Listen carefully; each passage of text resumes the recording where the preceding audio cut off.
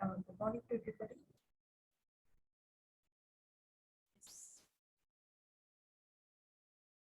Let's start the class. Today we are going to discuss about just a second. Today we are going to discuss about the topic which is economic geography. But before we start that, any doubts that you have with regard to yesterday's class? Any doubts on yesterday's class? Anything that we need to sort out? Is there anything else that you need to ask with regard to geography? In general, I'm asking.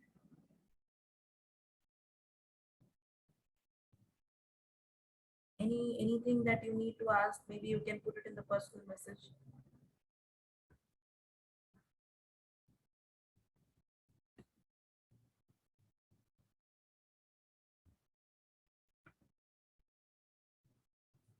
Good morning, guys. Are you there? Like, is there anything that you need to ask? Any doubts that you have?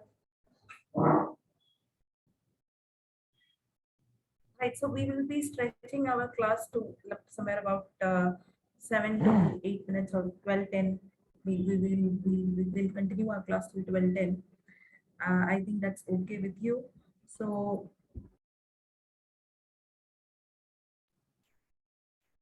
my voice clear. I think it's clear. Yes. So, right, let's start the class then. I don't think there is any doubts or something. Let me share my screen. Today we are going to start with something called as economic geography, where we will be discussing the same things. That is, we will be discussing about the resources, world distribution of resources, like we were discussing about iron mines, right? We were discussing about iron ore fields, we were discussing about coal fields and all of that. The same things we will be discussing there also, but from a holistic world perspective. We will be discussing about the world economic locations. We'll be discussing about the world resource distribution and so on. So it's very much interrelated with industry. Now, please do not think industry chapter is over. There is bits and pieces here and there, but I wanted to start economic geography today. So that's why I'm starting it. All right. Um, there's a very small portion with regard to your industry trade and industry trade, that chapter industry chapter, that is about tourism, industrial policies, liberalization, privatization, globalization, like that. I mean, there is a word called liberalization, I think, new industrial policies or something like that. Now, um, the thing with regard to liberalization, that part is, it is also present in my contemporary issues, or chapter number 9 or 10 also it is present. So we will link both of them and then we will take it together. New industrial policies is again a part of it only. Like, we need to discuss from 1956 what have never happened. But there is a part about tourism, there is a part about certain small things, that and all, we, that's very minor part. So that is there. But today I need to start about world economic geography, world economic geography. But let me ask you again, anything that you have to ask me with regard to anything that you have with the perspective of geography. Maybe I'll ask one last time. If there is anything that bothers you, maybe you can put it as a private message in the chat box.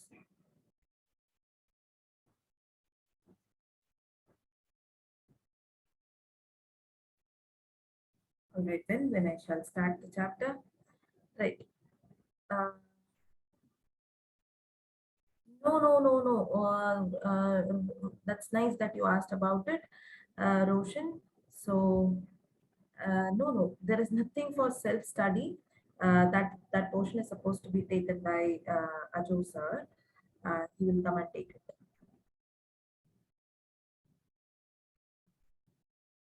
So, environmental geography and yes. So yes, that's supposed to be his part. All right. Anything else that you need to ask?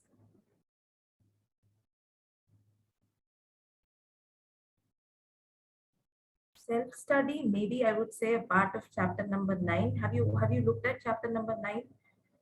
There is a lot of, I will give you notes, but there is a lot of overlapping with your post-independence consolidation, federalism and stuff like that.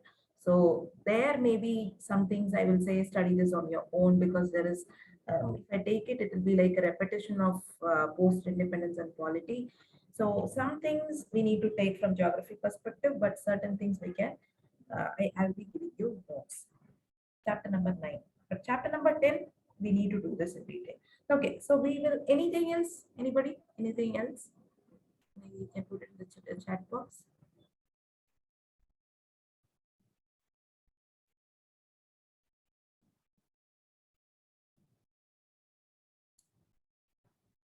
All right, so let's start. I'm going to share screen.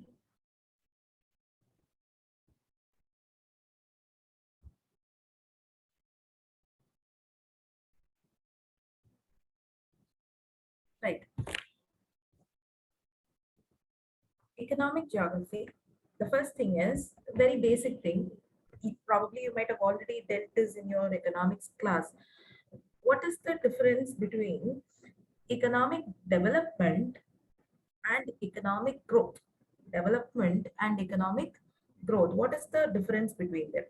Now, first of all, we need to understand that whenever we use the term economic development, we are talking about a holistic economic development, it's a holistic qualitative development of standard of life.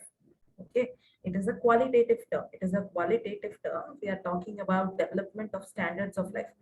Suppose, let's say, again, please bear with me. This is a part of economics, but still, it's relevant for your introduction. The thing is, growth and development. When I'm talking about growth, I'm saying, let's say that I have a GDP growth rate at 7%. What am I talking about here? What am I talking about here? From my previous year's gross income for the nation, from my previous year's gross income for the nation, right now we have got, or we have produced, we have received 7% extra, right? So that is the GDP growth rate. That's the GDP growth rate. It is highly quantitative term. It is a highly quantitative term. It has a material connection to it. It is talking about the production of goods and services in an economy. So growth is a quantitative term. Whereas when I'm talking about economic development, I am talking about a qualitative aspect. I am talking about a qualitative aspect. I'm talking about a qualitative aspect. Like what? I just now mentioned to you that when your overall standard of life or overall standard of living improves, then that I can call it as a development. I said this has a material connection to it. This is more materialistic. This is more humanistic. This is more humanistic.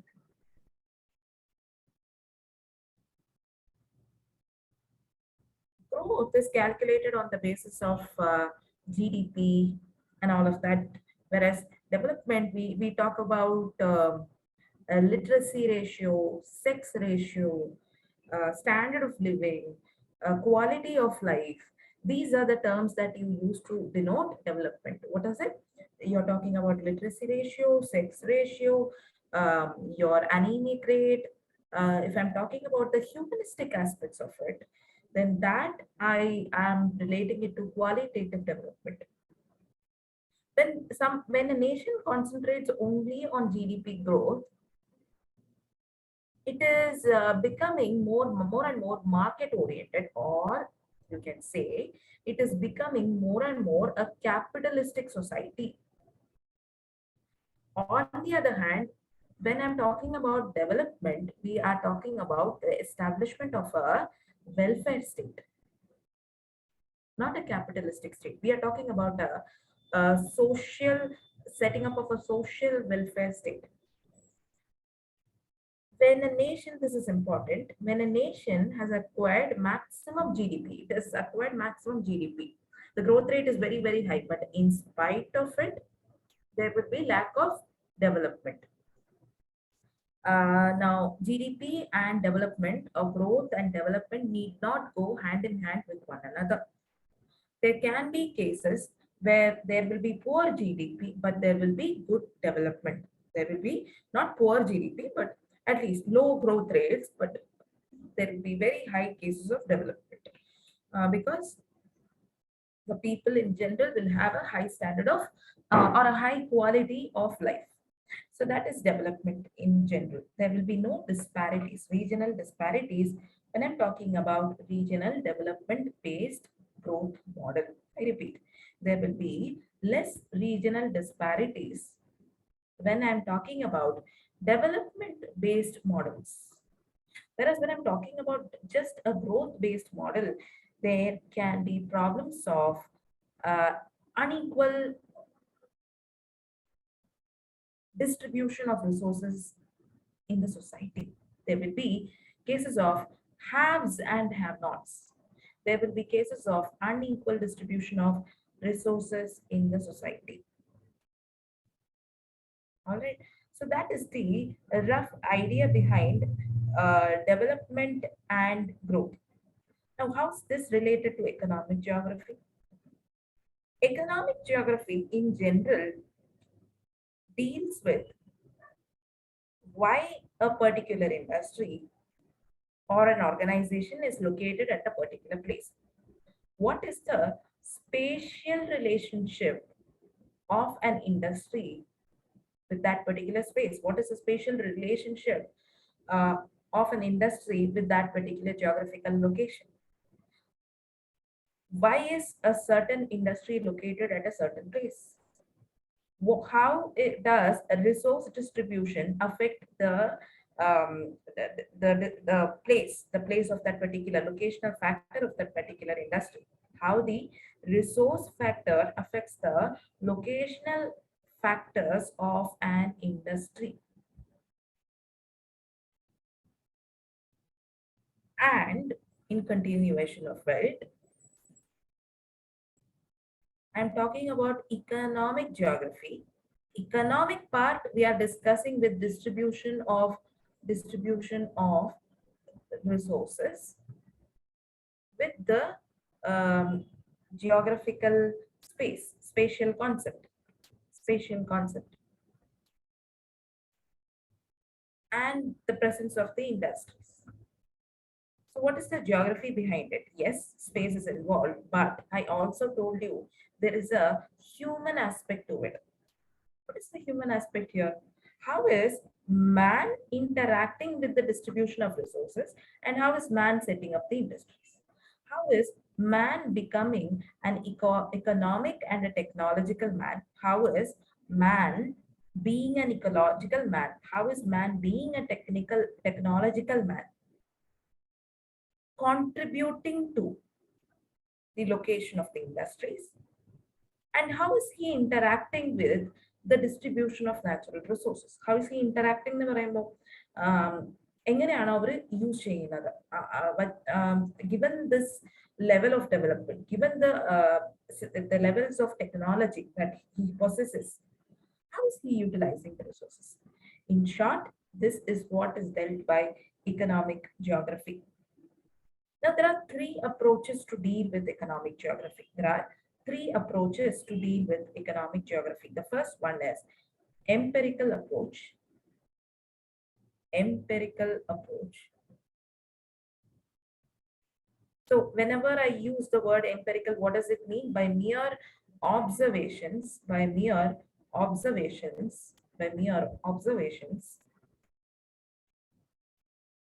I am calculating, or I am deciding how man is interacting with the resource distribution by mere observations, nothing scientific, just by observations. How is man interacting with the resources? I'm just studying it with the help of mere observations. That is the first way in which I can study economic geography. The second thing is functional approach.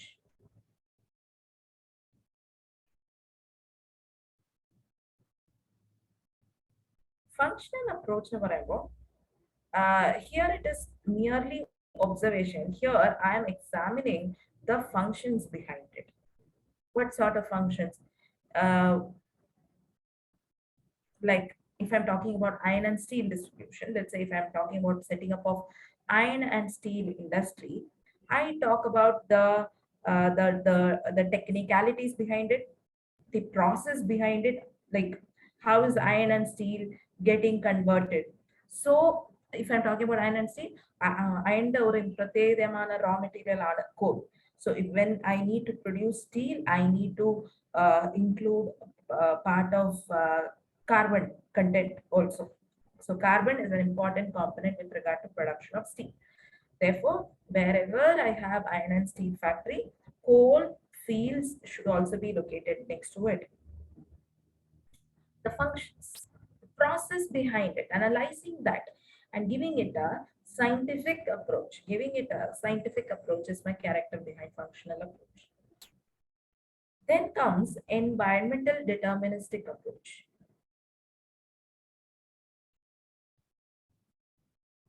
Deterministic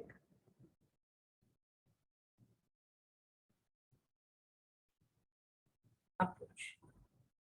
Environmental deterministic approach.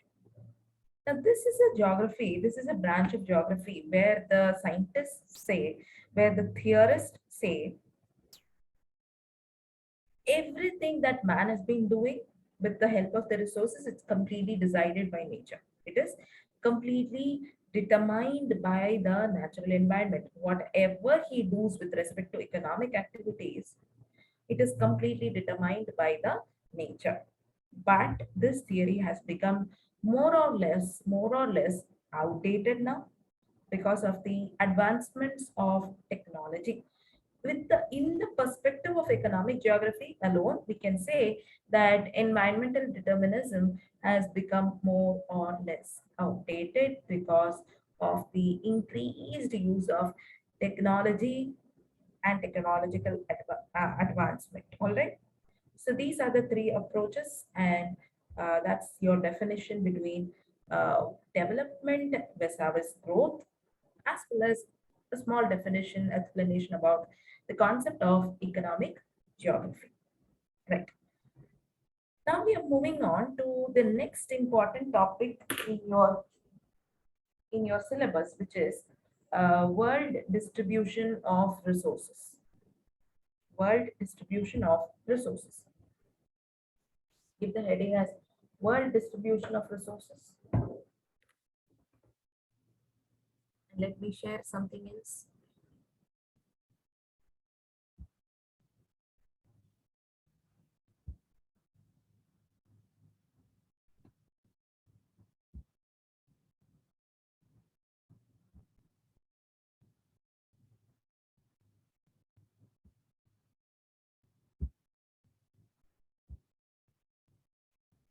Yes, can you see the PPT?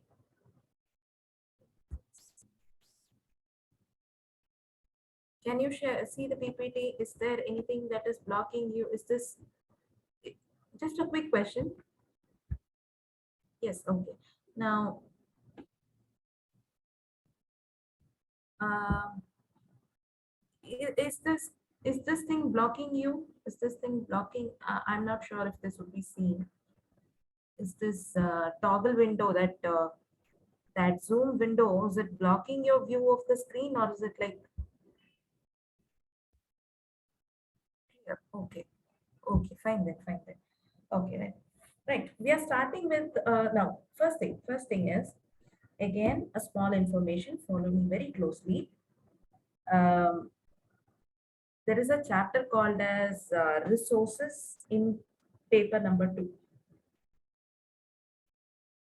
There are two components, which is mineral resources, energy resources. These things, it will be overlapping with whatever we are reading now. But apart from this, also there are many resources, forest resources, marine resources. Chapter now 3 under. But these two topics alone will be overlapping with what I am going to teach now. All right. So if whoever is going to teach it, then please tell them that mineral and energy alone we have we it even if you're it's okay if the things are taught twice, it's okay, it's completely all right, but I'm just informing you that these things will be kind of getting overlapped, right? So we are starting with mineral resources. We are starting with mineral out of energy world distribution of resources. The first thing that we are starting up is distribution of mineral resources. Resources can be, just hear this, do not write, just listen to this. Resources can be many types. You have renewable energy resources, you have non-renewable energy resources. In non-renewable energy resources, I have mineral-based resources. I have energy-based resources. Energy-based resources, the fossil fuels that you have, like coal, natural gas, petroleum, oil. So these are the different types of non-renewable energy resources. Right now, what are we going to study? We're going to study about mineral resources. All right, mineral resources. Right. So the first thing is, first mineral resource that we are taking up is the most important thing, which is iron ore deposits. So as you all know, like when we were discussing about iron ore mines, iron and steel industry, I told you that iron ore is basically divided into four important ore types, starting from I have my uh, magnetite, then I have my hematite ore, uh, I have my siderite ore, and then finally we have the limonite ores, right? So that's the same thing that you can follow here also. Right now, that would be your introduction. That would be your introduction part. Right now, we are going to discuss about the distribution of iron ore with respect to the world and with respect to India. First thing is, let us take some of the most important iron ore mines. The first thing we will start is, we will start with USA, this part. And very importantly, follow me, and the mapping, you need not map it like our places. You need not be that, what do you say, that perfect, but at least know the regions and certain important places. I will tell you what are the places that you should remember. Right.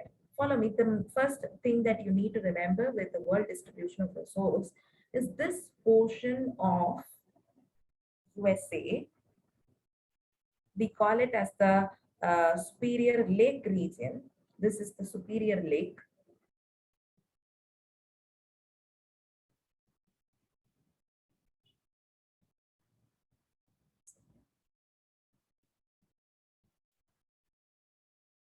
Yes. This is the superior, this small thing that you see here, that's the small thing that you see here, that is my Superior Lake region. That is an important region for many iron ore mines as well as my coal mines. Please take some running notes. This border region is what I call it as my Appalachian coal fields. This region is what I call it as my Appalachian coal fields. So what are the regions that fall under this region? I have Alabama, Texas, Western Virginia. This all we have written down previously. So I'm just repeating it. Alabama, Texas, Virginia. So that is the region which we call it as my Appalachian coal fields. Coal is present in this region. Iron ore is present very next to my Lake Superior region, that is in the Mesabi ranges. So what will grow here? I will have excellent iron and steel industry that will be set up in this region. So what are the things that you need to remember? With regard to coal fields, please remember the Appalachian coal fields. With regard to this one, iron, remember Mesabi ranges. And this portion of California region, it is also an excellent source for iron. Okay, so what is the first one? The first one is with regard to USA, my first one is Lake Superior region, Mesabi ranges. California. And I also have iron fields in iron ore in mines in Alabama, Pittsburgh. But Pittsburgh is very, very important for their coal. Pittsburgh is even more important for their coal. All right, so that is it with regard to USA. Coming to Canada, Quebec. Coming to Canada, Quebec is quite important. Quebec is quite important. So that's it. That's enough. That's enough with respect to North America. Now let's move on to the regions of South America. Okay. So here I have the first one being Carajás mines. Carajás mine. In the case of Brazil, I have Carajás mine.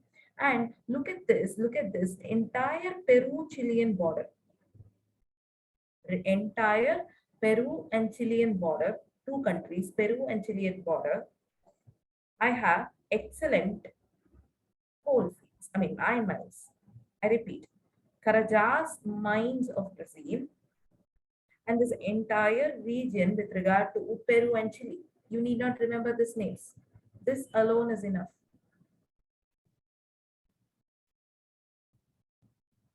Carajás mines is very, very important. Please try to remember that. And then this entire Peru-Chilean border. The next thing we will move on to is, let's move to this portion of Pilbara, Australia, Pilbara. Australia, Pilbara is an important source region for iron ore mines. The ones that I'm telling you orally, that alone try to remember with respect to names. The others, you can forget it. Are you taking some notes here? I'm repeatedly asking this because and follow the map. And maybe if you can take down this map in your own notebook. I will be sharing the slides with you. But at the end of the day, if you have a map drawn in your own notebook, then it will be even more fine. Anything, it's up to you. It's up to you. Either you take notes or you draw the map. All right. Let's move ahead. The next thing that we deal is we will go to the most important part, which is this portion of Europe. This portion of Europe is quite important, starting from Ruhr Valley of Germany. Ruhr Valley of Germany. In France, I have the Lorraine region. I have the Lorraine region, and there is a region called as Central Massif.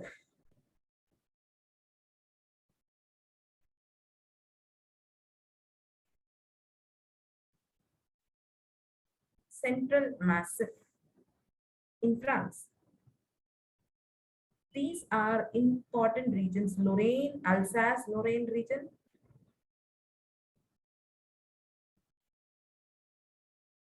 Central Massif region. These are important regions with regard to the eastern portions of my, the western portions of my European continent. Alsace-Lorraine, Ruhr Valley of Germany, Central Massif. The reason why I'm taking this very slowly is I want you to keep a track of the map also. I want you to, at the same time you are writing, please keep a track of this PPT. All right.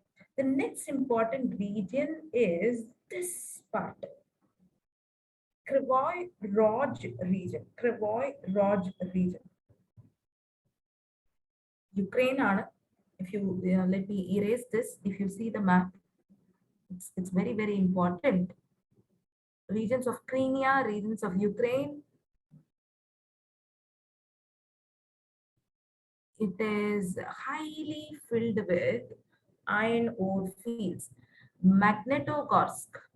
This we have dealt in iron. Then we dealt about iron and steel. Then also we dealt about Magnitogorsk. Remember? So the Ural Mountains The Magnitogorsk region of Russia, Ural Mountains, are possess a lot of possess a lot of iron ore mines. Possess a lot of iron ore mines.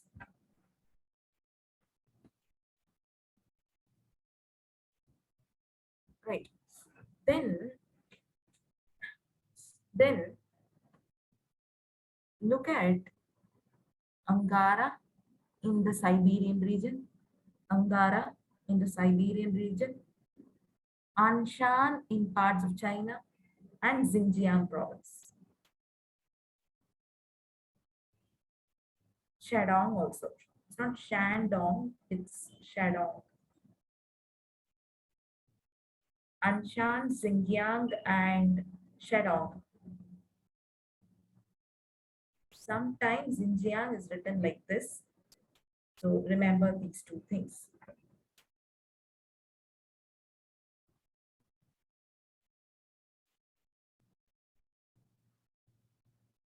Uh, are you able to follow me?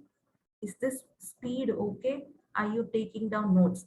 Uh, please give me a detailed answer. Please give me a detailed answer. Is the speed okay? And because we are going very slow.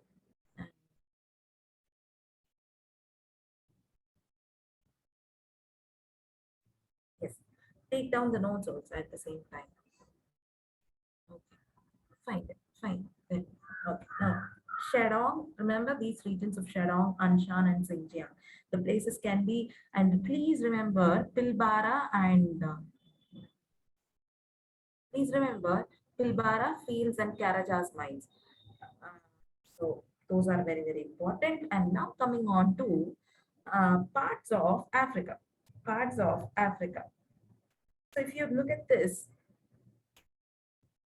portions, which is very, very close to the Pennine and the Alps mountains, that region. So here you have the Pennine Mountains. In England, you have the Pennine Mountains. So the extension of that same mountain system you can see here also. So that is actually my regions of Algeria and portions of Liberia. These are the regions where I have lots of coal. I mean iron. Apart from that, there's portions of South Africa also. Apart from that, there's portions of South Africa also. Coming to India, I told this in iron and steel industry also that the best grade of iron ores in India, it is found in Kionjar and Mayurbang iron ore mines. Mayurbang and Kionjar iron ore mines. Okay, so roughly this is my spread of iron ore mines in the world. I repeat, maybe in a different colored ink, you can take this down. Certain important names alone, I will mark it one more time. They are quite important. Mesabi ranges, Karajas, Pilbara, Mayurbang Kendujar, Vindar, Kluboy Raj. More or less, at least this much you remember. All right. This is enough with respect to iron ore distribution in the world. And nearly half of Japan's import of iron ore comes from Australia. All right. So Japan, always remember, Japan does not have that much of resources, but in spite of it, they have developed it to be a huge account. Now India-based, coming to India-based iron ore mines, we have already discussed that. But let me quickly give you a quick recall of whatever we have dealt before. This is the world distribution. Now we are coming to Indian distribution of iron ore mines. I repeat, we have already dealt in this in iron and steel industry, but again, a quick tour about it. The first thing is starting from Odisha, Let us start with Odisha. So you have Mayurbang Kyonjar mines. You have Sambalpur. You have Sambalpur. Coming to Karnataka, this Kudremukh part. Coming to Karnataka, I have Kudremukh mines. I have the Bellary, uh, Chitradurg, Bellary, Chikmagalur. These mines I have. Okay, right. And then when I'm talking about, so Odisha is done, Karnataka is done, Chhattisgarh, Durg and Bastar. Yes, Durg and Bastar. Sarguja mines. Coming to Madhya Pradesh, Maharashtra. Coming to Maharashtra, first of all, I have Nagpur, I have Chandrapur. Coming to Madhya Pradesh, what do I have here? Madhya Pradesh, not very much. So Madhya Pradesh, I have my Balaghat mines, not Palghat, it is Balaghat mines. And then we cannot forget Jharkhand. We cannot forget Jharkhand. What is there in Jharkhand? Purvi Singhbhum, Paschim Singhbhum, Hazaribagh Plateau. Yes, these are the important Dhanbad mines. Dhanbad mines. These are the, in fact, you have a institute, Indian Institute of Mines in Dhanbad. So these are the important what iron ore distribution with respect to India.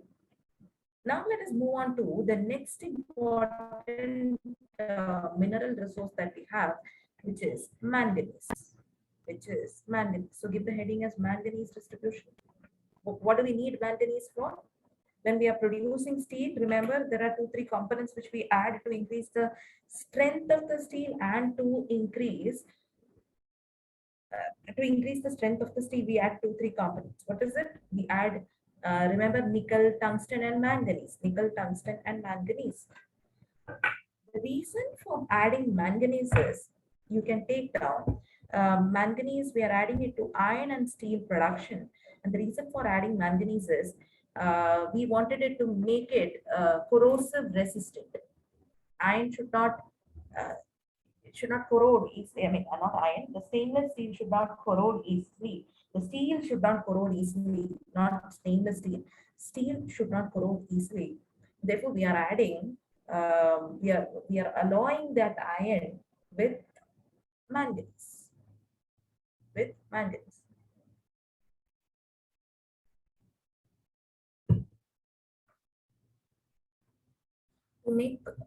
To make stainless steel, what is the mineral that we add? We add chromium to it. To induce magnetic property to steel, what do we add? We add cobalt to it. All these things we have already dealt with. Now coming to manganese, some of the very important manganese deposits, we'll start with Australia, Kimberley, Kimberley Plateau. This is an important region of Australia, Kimberley Plateau, for manganese deposits. And then we will take up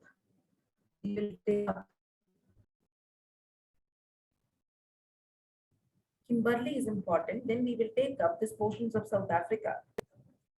Okay, South Africa, you need not remember the names, it's quite hard. So remember this place alone. South Africa, it's important. Zimbabwe,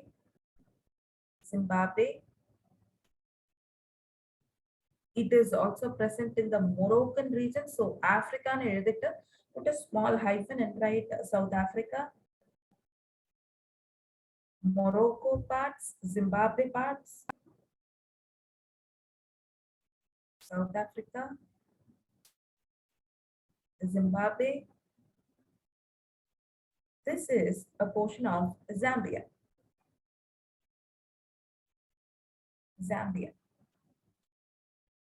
All right. So that is it with regard to South African distribution, but please remember Kimberley Plateau. Right. Now let us go on to Chile region. Chile also there is a central portion in Chile. We have manganese deposits. Brazil, Brazil, we have manganese. Brazil is important. Brazil in a region called as Amapa. Amapa in Brazil is quite important for uh, manganese deposits.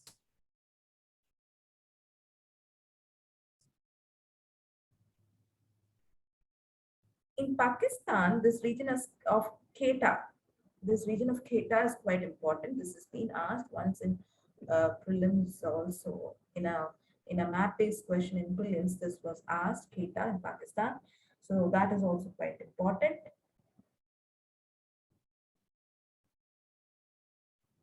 All right, and then in USA, not a significant quantity. We cannot say that it is a very significant quantity.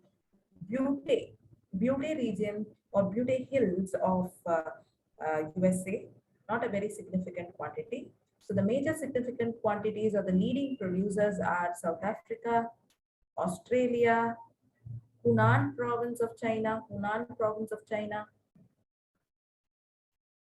and then portions of Brazil, portions of Brazil. So Quetta, Hunan province, remember that. All right. So that roughly covers my manganese deposits. And also please remember at least the top 4-5 producers. Now coming to Indian manganese deposits. Coming to Indian manganese deposits. Indian manganese deposits. Indian manganese deposits, starting from the major region being in the regions of Odisha, Karnataka and Odisha. So remember it, in Odisha, first of all, I have it in this Singhbum region. So Odisha, that Jharkhand region. So Singhbum region I have, and then I have it in parts of Karnataka in Bellary, Chitradurga, Chikmagalur. So wherever you have read it in iron, the same thing is getting repeated. Bellary, Chitradurg, Chikmagalur, Shimoga. Okay. In terms of Maharashtra, we have it in Nagpur, Chandrapur. In terms of Madhya Pradesh, I have it in Balaghat. And in Andhra Pradesh, I have it in Srikakulam, Vishakhapatnam, which is the uh, northern part of Andhra Pradesh, Srikakulam, Vishakhapatnam, and Guntur districts. So this is roughly the Indian distribution of manganese deposits. Let us go to the next one, next mineral resource that we have, world copper deposits. World copper deposits.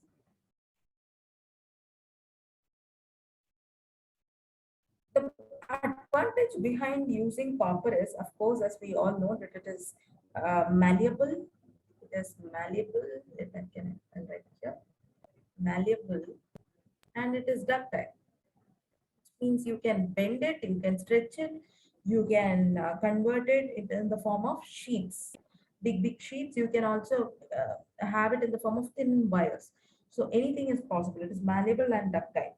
So it is used for making wires. Very importantly, it is used for making wires, cooking utensils, for making some household products.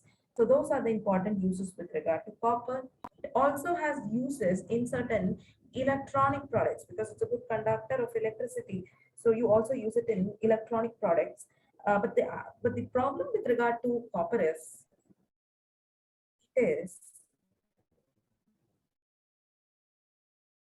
sparsely distributed. The resources are extremely small. The resources are extremely small.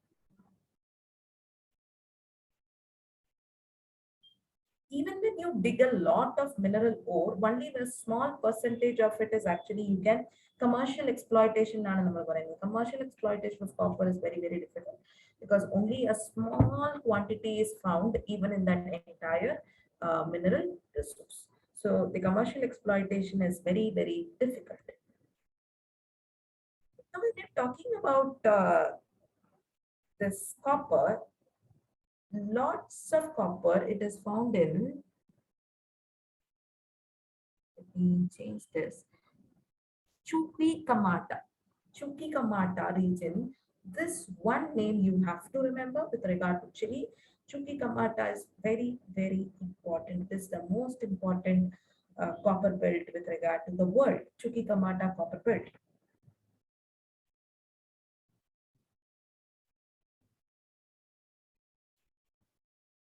Chile produces close to 35% of the copper production in this entire world. And the very important mine is, remember this one mine that is enough with respect to Chile. I have Chuquicamata mines. Followed by that, I have USA. So when I go to USA region, uh, the Arizona regions, the Arizona plateau regions, the Arizona regions is one of the important regions. Then I have Utah, Arizona. Then I have Utah regions. So these are some of the important um, copper production centers of USA, Arizona and Utah. Just that, nothing more is needed. Just that is enough. Cuba and Jamaica, that also very, very small, we call it as Latin American countries. So these Latin American countries also produce good quantities of coal, considerable quantities of copper.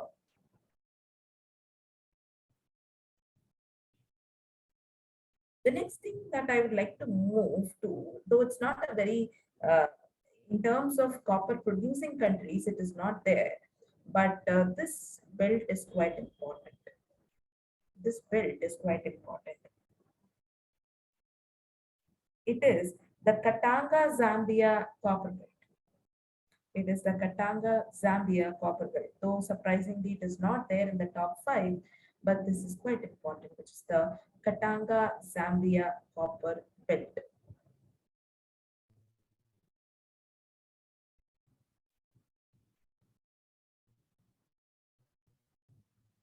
And then I have the next important producers being Indonesia, Australia, and Peru. So you can take it as Chile-Peruvian border, having too much of copper fields, and that is the most important thing.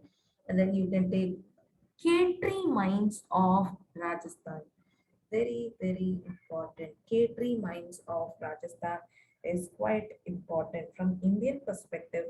Rajasthan K-tree mines are the major producers of copper in the country. Okay, so in more or less that is enough with respect to copper. More or less that's enough. Russia, yes, take Urals also. Take Ural Mountains of Russia. That region also you can take down. Ural Mountain region of Russia. Uh, so that is with regard to world distribution of copper. India, coming to Indian distribution of copper, India is not very rich in terms of copper reserves, but whatever is present, most of it is present in the K-tree region,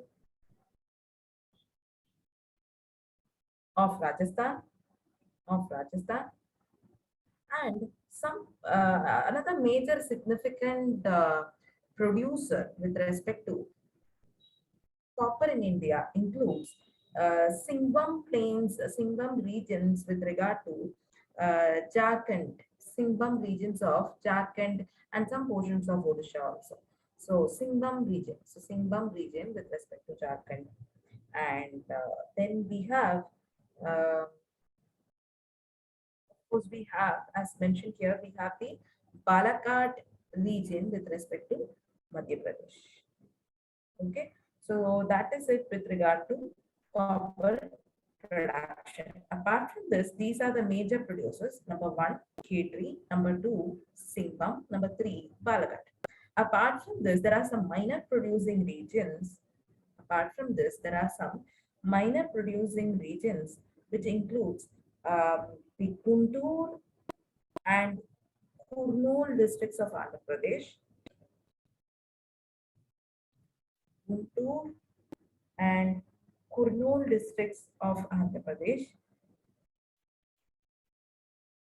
Chitradurg and Hassan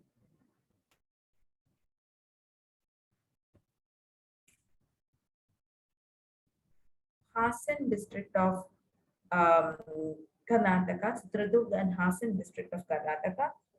These are the important places with regard to copper production. All right. Let's move to the next mineral that we have. We will talk about lead. But one more important mineral is there, though the map is not included, though I'm not including the map here. One another important part of mineral is aluminium. So after completing lead, we will go to aluminium. So lead is also very, very important because it is also malleable. Lead, you have it in the form of ores like lead oxide and galena. Okay, so that is the ores. Coming to the production,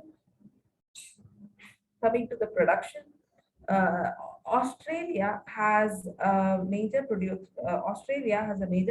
center with regard to lead in terms of these regions of Tasmania, these regions of Tasmania, and in terms of USA, which is the top producer, at about 18%, it is the top leading producer. And in USA,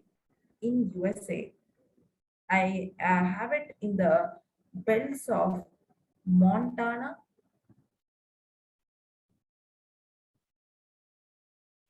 Arizona, Montana, Arizona,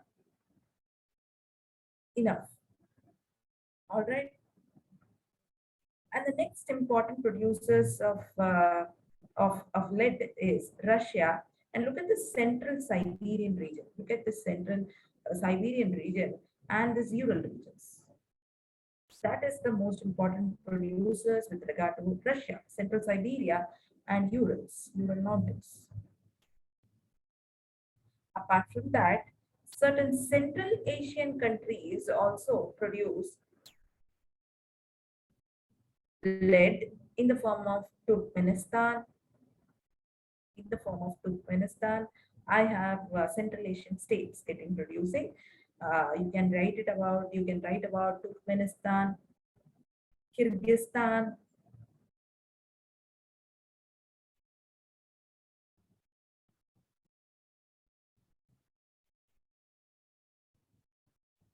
Kazakhstan, and so on, Central Asian states.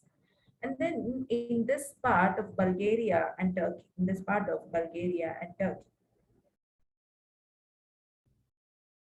Okay, so more or less that covers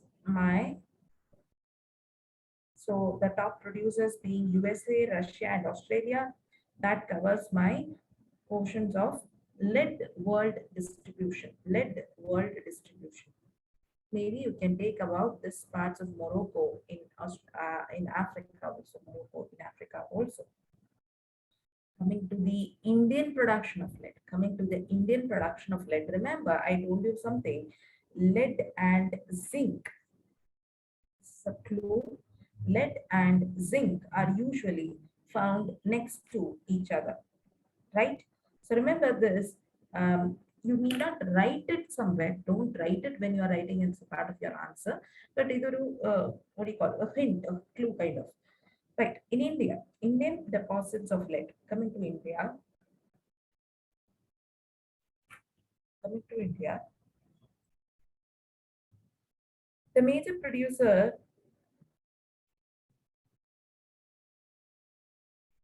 lies, of course, in the regions of Jharkhand, Chhattisgarh, Jharkhand Chhattisgarh. So in Jharkhand, I have it in the Palamu districts. Palamu, take the spelling from here. Palamu districts. I have it in Hazaribagh, Singhbum, Hazaribagh,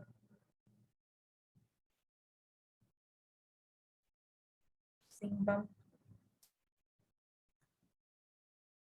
All right. These are the major producers of lead in Jharkhand. Coming to Chhattisgarh, Durg, Bastar, Durg and Bastar.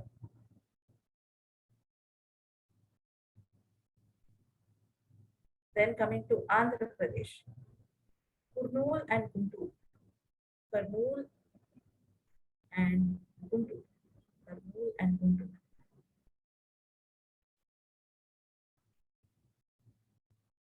Khammam district of Telangana, Khammam district of Telangana.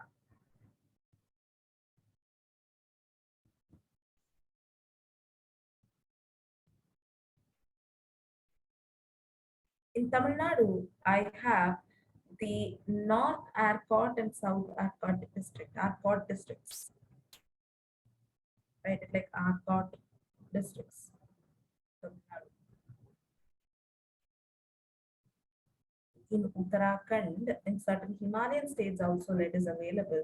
So in Uttarakhand, I have the Tehri Garhwal Himalayan region, Tehri Garhwal districts, Tehri and Garhwal districts. In West Bengal, it is found in Darjeeling.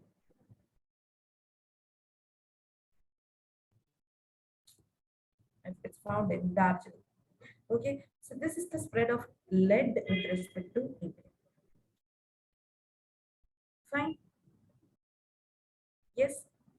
Let me move to the next important mineral that we have. Let me clear this. We'll be discussing about in the same map. Let us discuss about aluminium, bauxite, bauxite. Or write it as aluminium, bauxite is the ore. So give the heading as aluminium or bauxite.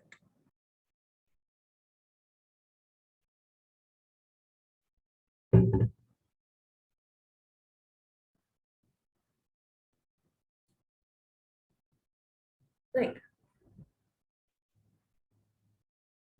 Bauxite, it is said to be the most abundant mineral resource in the Earth's crust. Bauxite is an oxide of bauxite is the ore of aluminium. We know that we first of all we need to extract alumina and then later on get aluminium. Most of the bauxite is found in the tropical and the subtropical countries.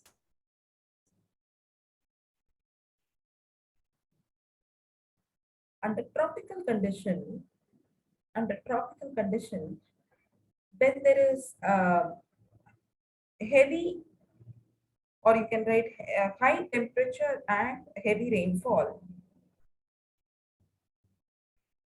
the topsoil, the silica parts of it gets washed away, leaving behind the aluminium and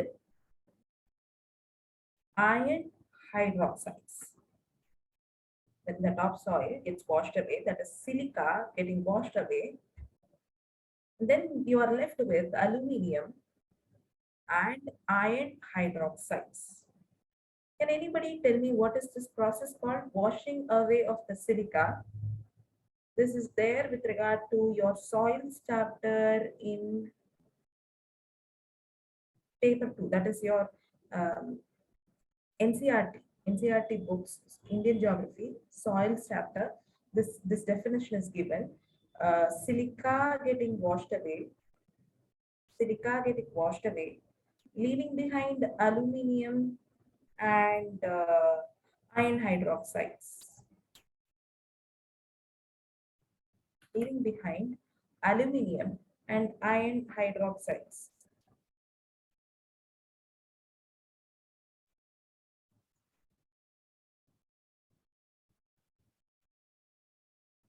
Think about it. It's not very difficult. Think about it.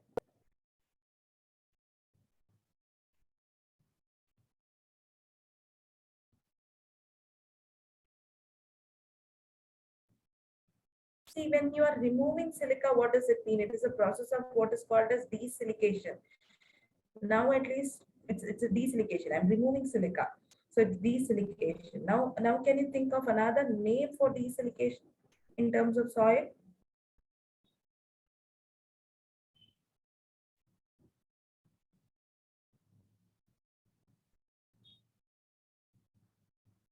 It is laterization. It is laterization. All right. Now think about it. Now another thing is think about it. When you are having what is this Earth's crust made of? It is made of nothing but Cr. So when that's why we say when Cr gets removed, it's just majorly aluminium, which is when silica gets removed, it's majorly aluminium which is going to remain, and therefore we say that the Earth's crust has a major component of aluminium in it. That's why we say that the Earth's crust has a major component of aluminium in it. Let's say now with respect to bauxite or aluminum extraction process, I remember I told you that it is a very energy intensive process. It is a very energy intensive process. It is done by electrolysis. It is done by electrolysis.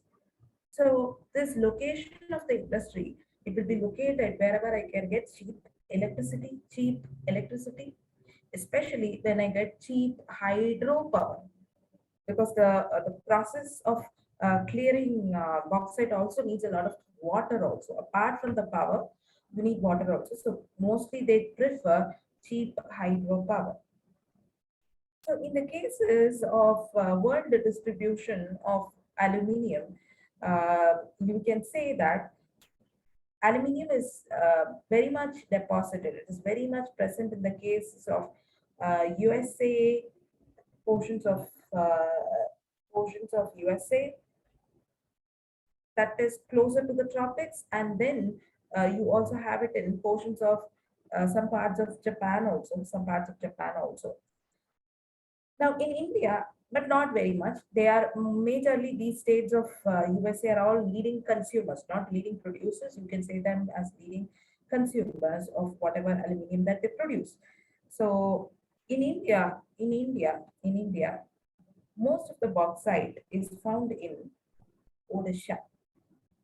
Again, the KBK region, Kalahandi in India, it's found in Kalahandi, Bolangir, KBK region, and Koraput.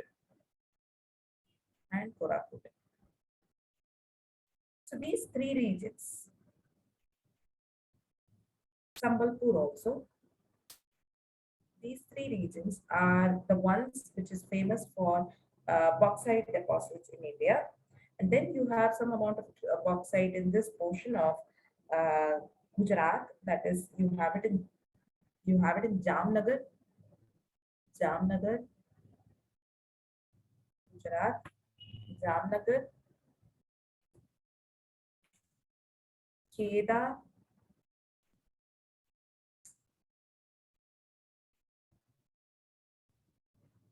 happening, Jamnagar, Kedah, Kutch region.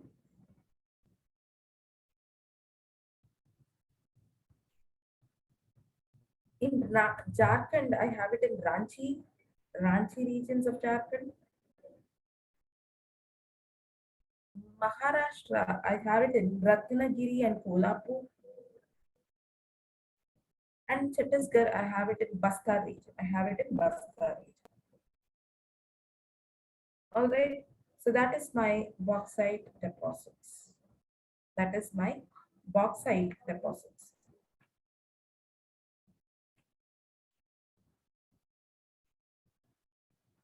Let's go to the next one, gold deposits.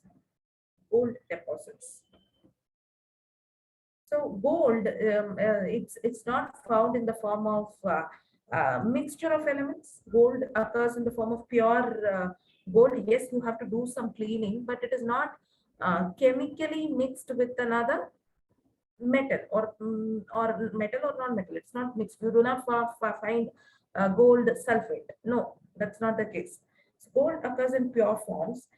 It's a very valuable metal, and most of the gold you get it in the form of what is called as placers, placer deposits. You get it gold in two formats, placers, and there is something called as lodes. What is lodes? What is lodes? Now understand lodes and veins. Lodes and veins. Um, this is an important definition that you need to know. Maybe in a corner of your book you can write about loads and veins. There is a note with regard to loads and veins.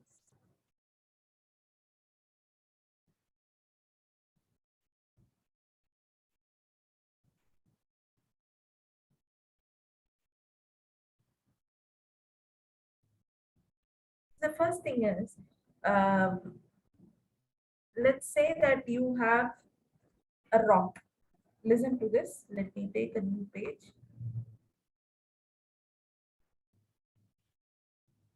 Let's say that you have a rock and there is a crack in between that rock.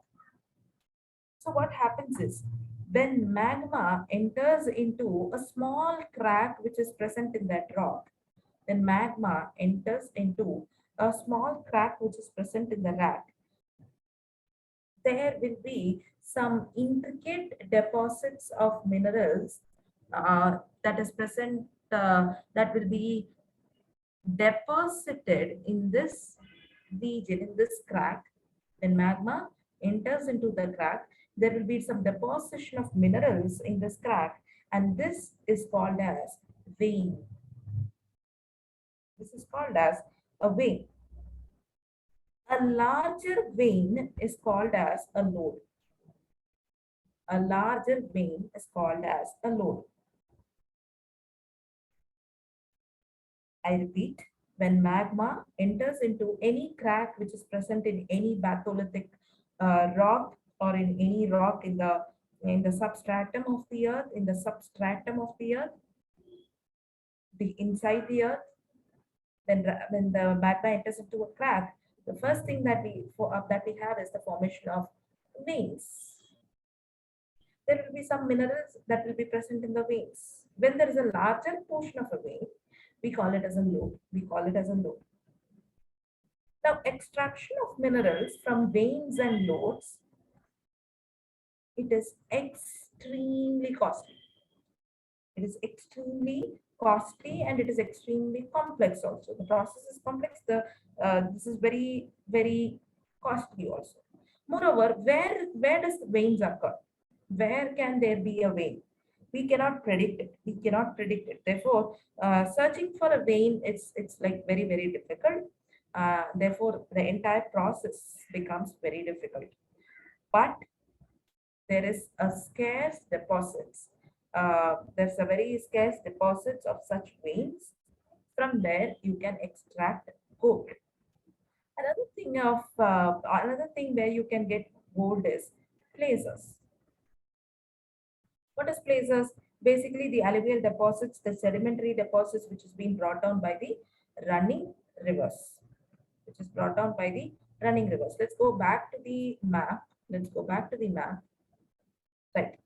Now, if you look at the world's gold deposits, the first thing is, look at South Africa, Ivory Coast, Ghana region, Ivory Coast, Sierra Leone. These things are important. I repeat, Ghana Coast, Ivory Coast, Sierra Leone, Liberia. These regions are deposits are important with regard to Africa. The next important region is the South African portion and the Zaire Congo region.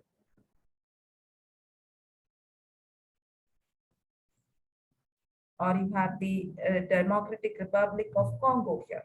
So those regions are very, very DRC. that region is famous for gold. And most importantly, look at the last portion, which is my South African region. That I have a lot of gold.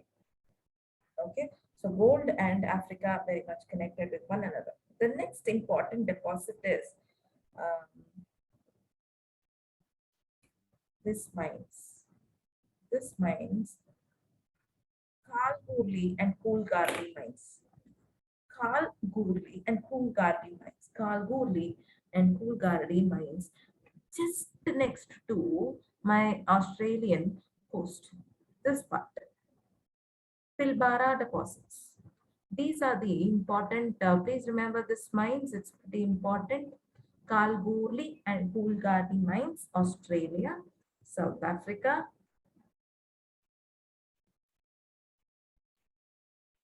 After Indians, Chinese are excellent consumers with respect to gold. So in China, I have the Kunming region again, which is good gold deposits. All right, USA also the same Montana regions. I have good gold deposits.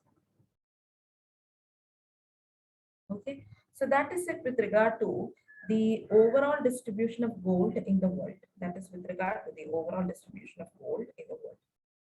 In India, when I come to it, when in India, so right there it has Indian mineral, Indian gold deposits.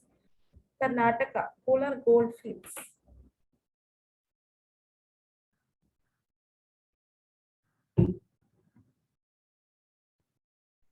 Karnataka, Kolar gold fields. There is one more gold field. Now, Kolar is actually gone. There is one more gold field called Hutti, Hutti, again in Karnataka. So, Hutti gold fields in Raichur district of Karnataka. And some portion of Ramgiri coalfields. Ramgiri coalfields in Anantapur district of Andhra Pradesh. Now understand this, Anantapur district of Andhra Pradesh, if this is where Karnataka ends and this is where Andhra Pradesh starts, I'm sorry, if this is where Andhra Pradesh starts, this border region is Anantapur district. So Anantapur, that rock is essentially an extension of the Karnataka plains. I mean Karnataka, not plains, but Karnataka plateau region, like Deccan region. So essentially, it's a continuation of it. So I repeat, Ramgiri in Anantapur district of AP. In Anantapur district of AP. And then coming to some placer deposits. In fact, Zaire Congo is essentially a placer deposit region. This is a placer deposit region. This is a mine region. These are mines. These are more or less places are also found here. Places are also found here. This is mines.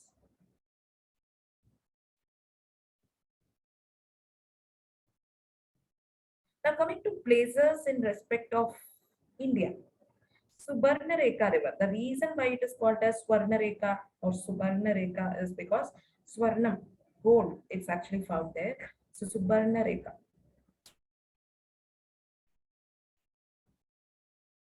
River.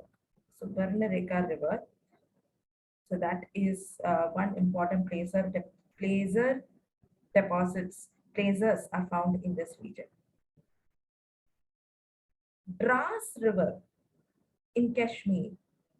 Dras River in and around the regions of Kashmir. That is also another important source. Okay, more or less, these are where gold places are also found. Some of the Himalayan rivers and some of the peninsula rivers. Okay, gold is fine. Let's go to the next important mineral, which is silver. We'll go to silver. This is major silver deposits. Major silver deposits. Not that important, just a quick glance, not that important. So just like gold, it is also very much important with respect to jewelry. But you have to understand gold and silver, they are also used for making some of the electronic components, some of the electron, because I'm not sure about silver. Yes, it's also used. Silver electrical conductivity is also quite high. So both of them are being used in certain electrical equipments also. So at least they are plated, gold plating takes place, silver plating takes place. So that's one thing. That's one thing. And the second thing is with respect to the presence of silver, look at the regions around Peru, Chilean Peruvian border again.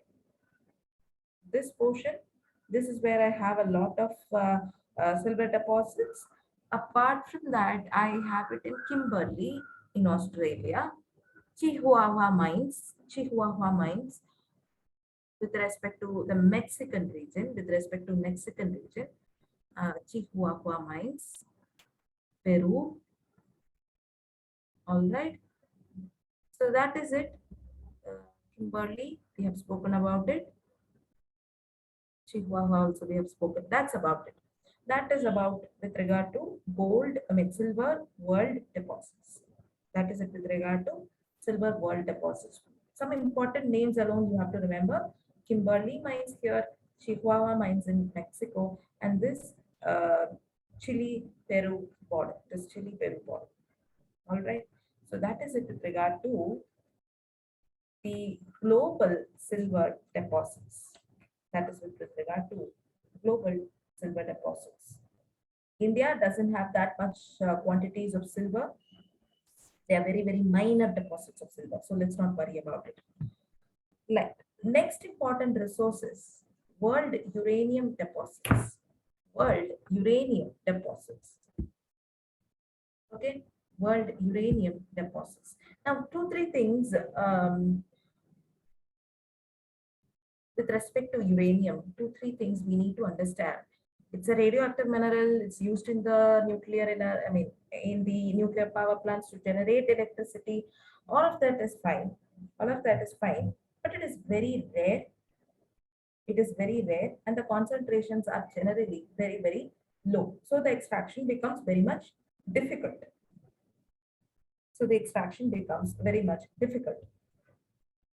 Uranium, it's not just used to produce electricity and nuclear weapons.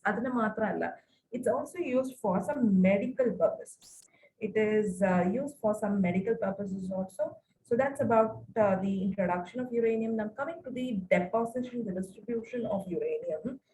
First of all, look at this region of Canada and USA. It has close to 30% of the world's uranium deposits.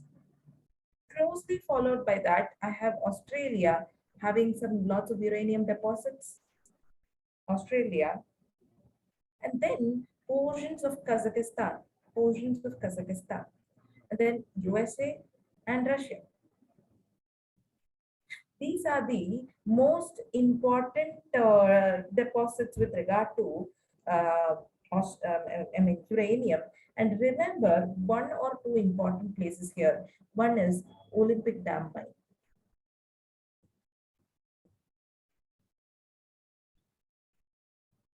One is Olympic Dam mine.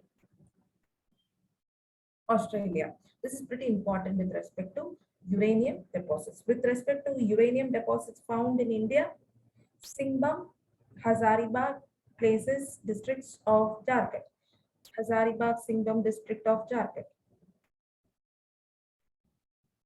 All right. So that is it with regard to uranium distribution.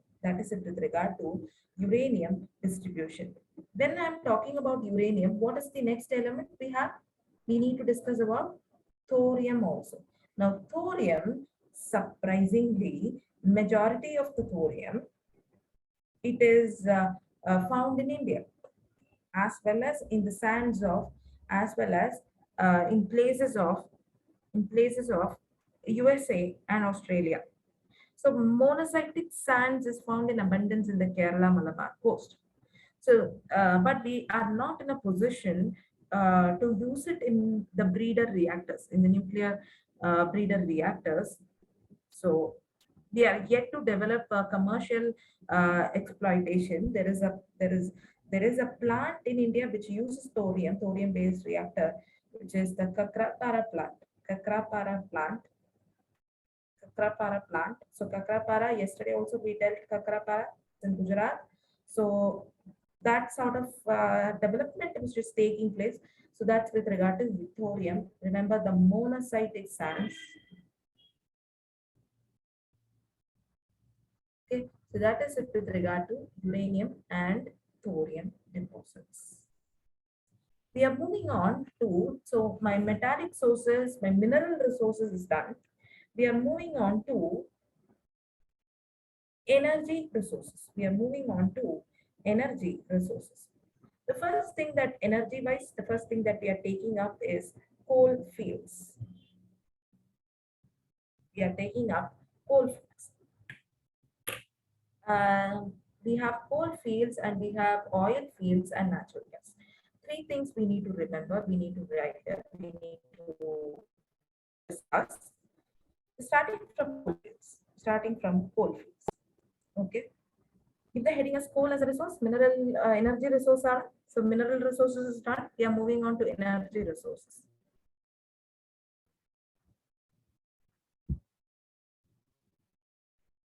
We are going very, very slow. If you observe this, the discussion is very slow.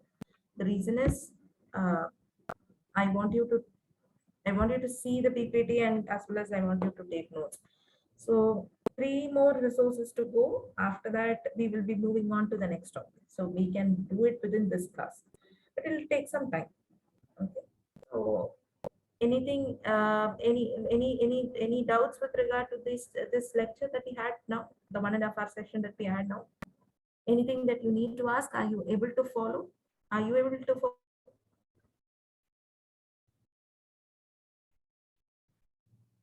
Yes, sir. Are you able to follow this pace is fine?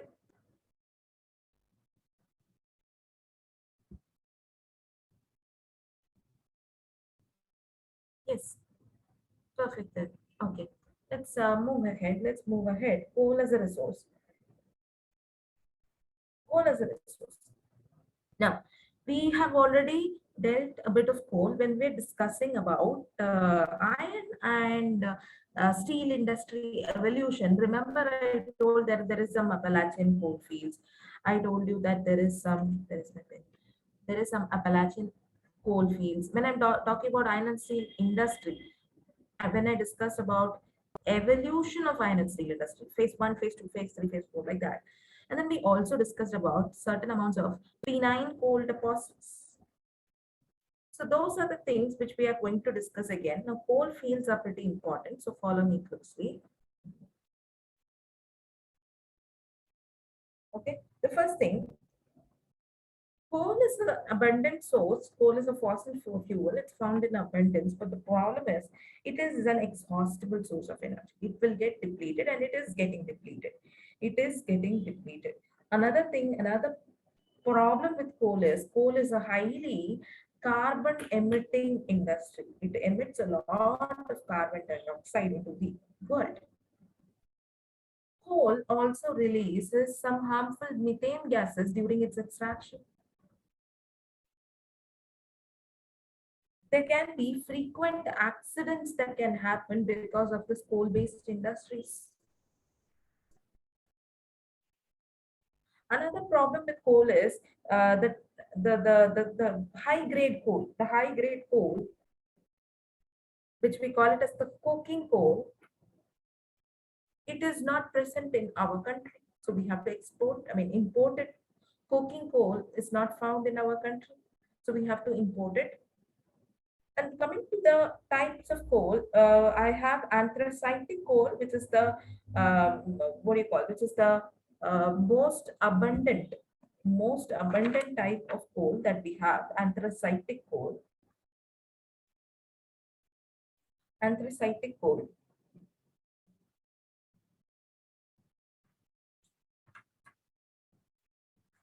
Just a second.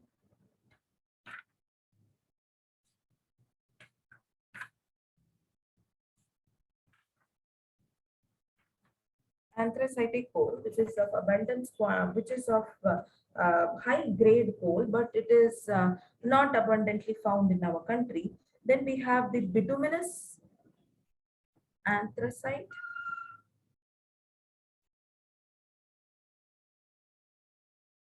Bituminous. I have lignite and peat. Okay, so the grade of coal is dependent on the carbon content. Deciding factor of coal is its carbon content. Greater is the carbon content, greater is the calorific value of the coal. I repeat, greater is the carbon content, greater is its calorific value. Another factor is moisture content. The factors which decide the grades of coal. That's what I'm discussing now. The first factor is carbon content. Greater is the carbon content, greater is your calorific value. But you need to talk about one more deciding factor, which is moisture content. Greater is the moisture content, lesser will be the calorific value. What is moisture content? The amount of water, moisture that is stored in the coal. The greater is the moisture content, the lesser will be the calorific value of coal. There's another factor, third important factor with regard to coal characters is presence of volatile matter. Presence of volatile matter. What do you mean by volatile matter? Ash content. Some ash content will be associated with coal. Sulfur will be associated with the coal. So when these kind of volatile matter is very high, we call it as poor grade of coal. So I repeat, higher is the ash content, higher is the sulfur content, or higher is the volatile matter which is present in a coal, lesser will be its calorific value. We discussed about three factors right now, and these three factors are important from your prelims perspective. The question can be, what decides the quality of a coal? What decides the quality of the coal? High carbon content, low calorific content. They can give you options like that. Okay, so that is with regard to my what do you call the factors that decides the coal.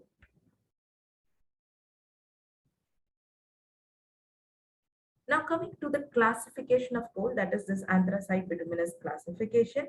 In anthracite, number one, in anthracite, the carbon content is close to 95%. There is negligible volatile matter, and the moisture content is also very, very less.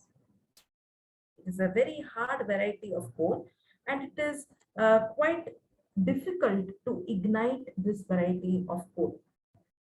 So there is something that you need to understand here. The charcoal that you have it at your homes, now not at your homes, but if you reside in Delhi, people there have charcoal bags. Like once winter comes, they will light up the charcoal. That charcoal will give them heat. So charcoal is something very poor homes where they cannot afford a heater. And mostly people who are sitting outside and working, they will have a bag of charcoal next to them. And once the winter comes, once when it becomes unbearably cold, they will take up some amount of charcoal, light it up. That heat will give them some amount of warmth. Charcoal is a low variety of coal. It can light up easily. It can catch fire easily. Anthracite is a very, very high variety of coal, and therefore it will not ignite that easily. But once it is ignited, it generates huge amount of energy. It generates huge amount of energy. That is the character with anthracite. 95% carbon content. The next important coal variety that we have is bituminous coal, which is roughly having about 60 to 80% of carbon content. The coking coal that we talked about falls under bituminous category. The coking coal that we talked about falls under bituminous category, and it is used in iron and steel industry. We have a sub-bituminous variety also, which is it's called as the sub-bituminous category, where the carbon content is about 40 to 50%, where the carbon content is about 40 to 50%, and it is better than peat and lignite, but it is sub-bituminous because we cannot compare it to the grade of, it's not high grade bituminous variety. Then coming to lignite, now lignite is it's 40 to 50% of carbon content, but it has a lot of moisture content in it also. It has 40 to 50% carbon content, and it has close to 30 to 35% of moisture content.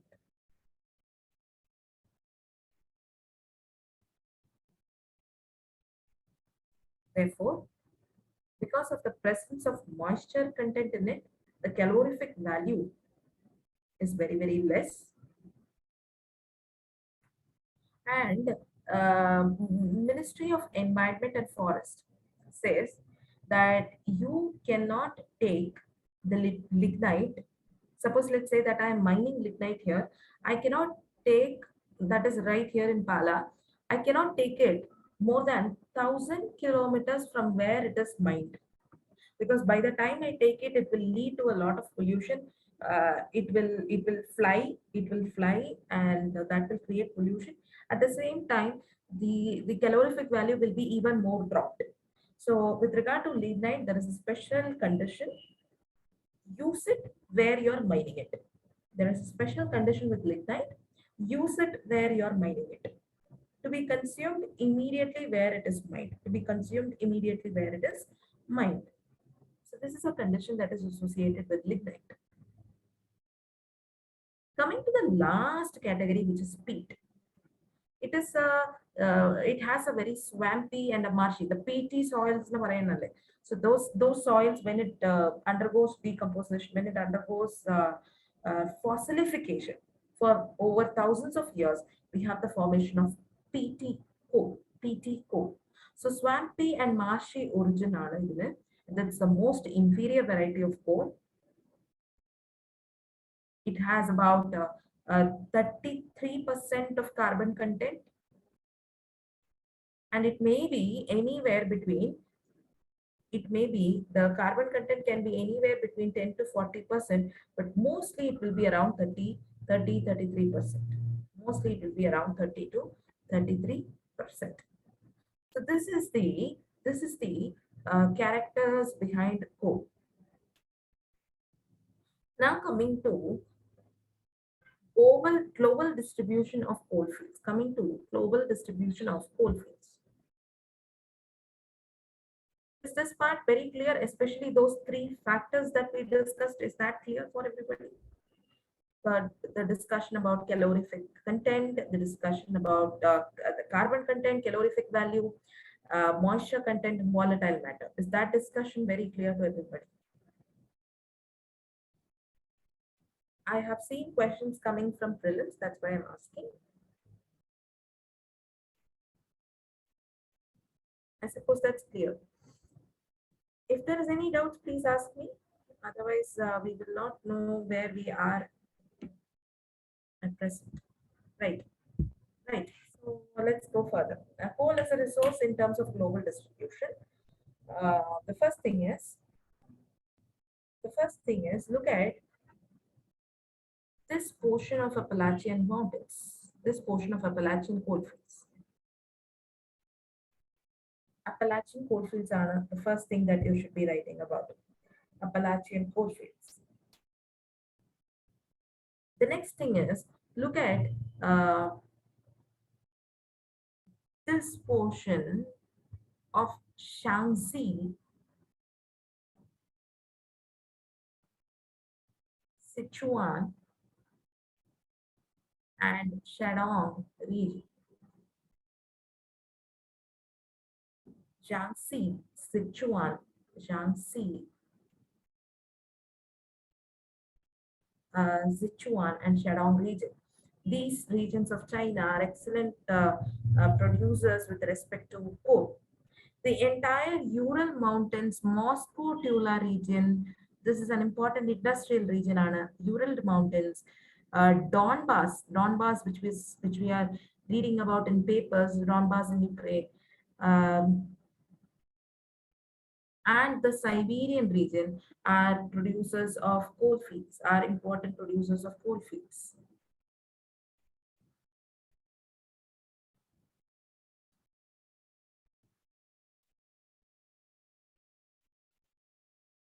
Okay, so these are the important producers of coal in the world. These are the important producers of coal in the world.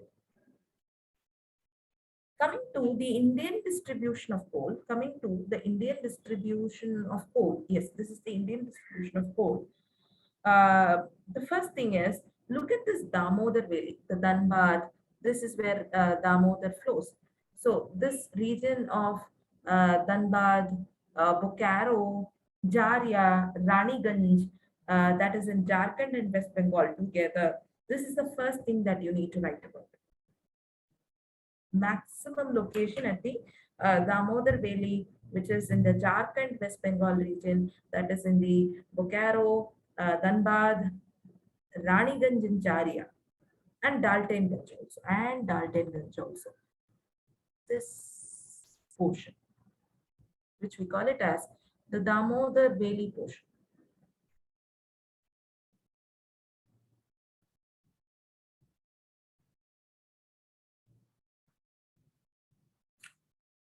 All right.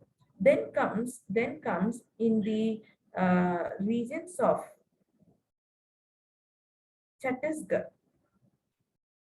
In the regions of Chhattisgarh, I have the Sarguja coal mines. I have the Sarguja coal mines, Korba coal mines, Sarguja coal, Korba coal mines, Singarauli. There is one thing called as Singarauli. There is one thing called as Singareni. Singareni is in Andhra Pradesh. Telangana, to be very proper, it is in Telangana. So Singareni, Singarauli, Korba, Talche, Odisha, Talche, Singareni in Telangana, Sarguja, Korba in the case of Chhattisgarh,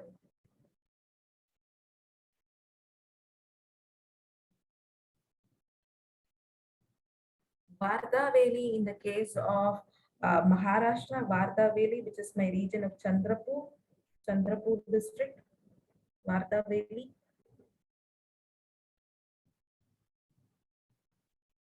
All right, and please don't forget Talcher coalfields of Odisha. And then two things that we need to remember. Two things: lignite coalfields are found in this Neyveli region of Tamil Nadu, this portion, and this uh, some portions of Kerala also, especially in the Kari region, Kari soil region of Kerala. I have PT coal. This is lignitic coal. This is also the portions of Kashmir. The portions of Kashmir also. I have portions of lignitic coal here. I have portions of not lignitic coal, anthracitic coal. Sorry, anthracitic coal, lignitic coal, anthracitic coal, and this is my PT coal. PT soils are PT soils of Kerala. So PT coals. Okay, so this is anthracitic coal. Remember, only Kalakot of Kashmir has got anthracitic coal.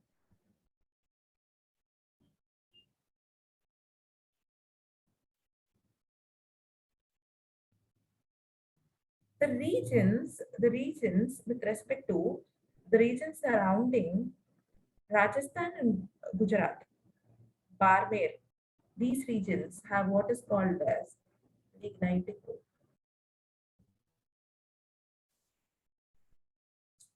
These regions have lignitic coal. So these are my important types of coal fields which I have it in India. These are the important types of coal fields that I have it in India. The one thing is that let me use a different colored pen, and this you take it in a different colored ink or something. This one, whatever we have discussed right now, this one, not this.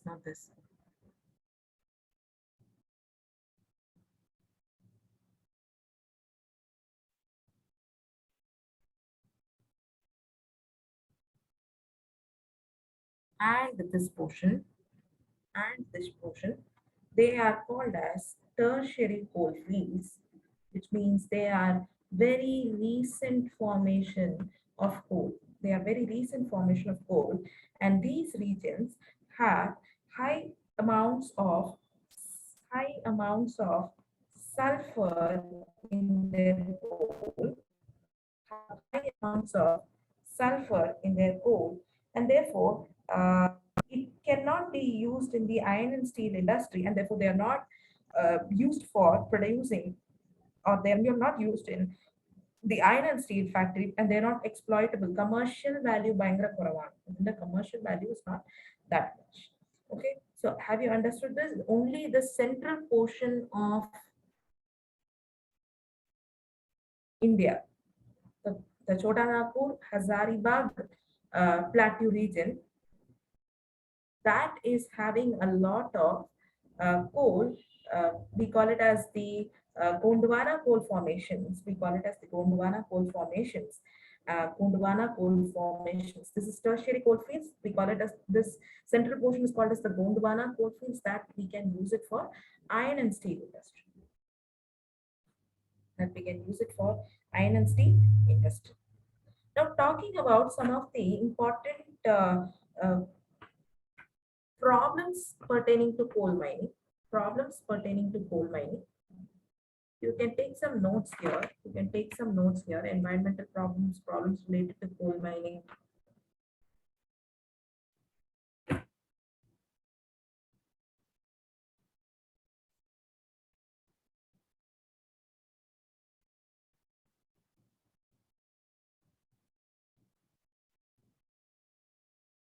Now take down some notes.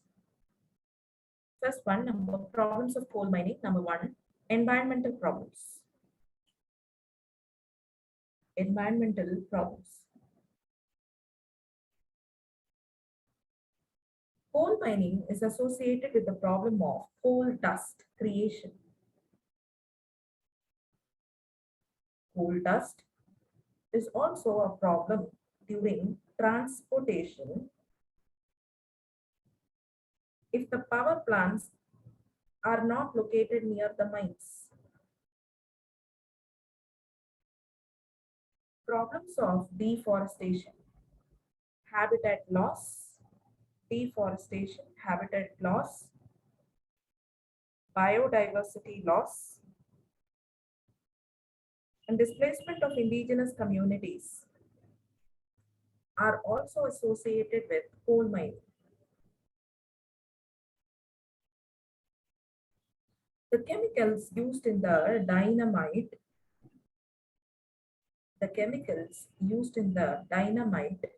contaminate the ground and surface water system. What is this chemical used in the dynamite? See, quarrying cheyumbo namakku we have to burst the mountain open or burst open that land. So we need to use some chemicals for explosion. So that contaminates the groundwater and surface water systems. And number two, coal theft. Coal theft. Parliamentary Standing Committee on Coal and Steel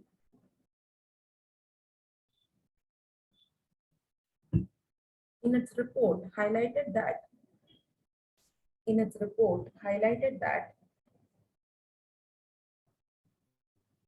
actual production of coal in India is 20% more than what is being reported to the government. Actual production of coal in India is 20% more than what is being reported to the government.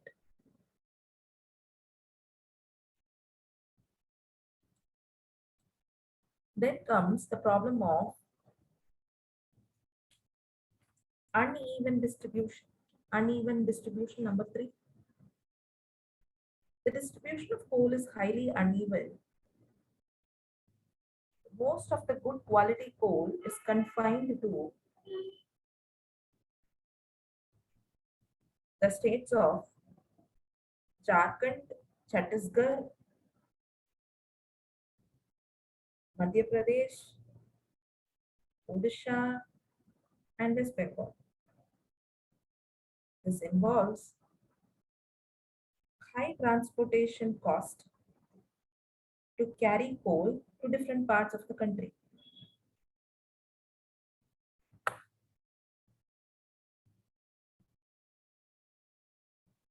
Then the next point is number four, high ash content of the Indian coal. Indian coal is relatively inferior as it contains 20 to 30% of ash.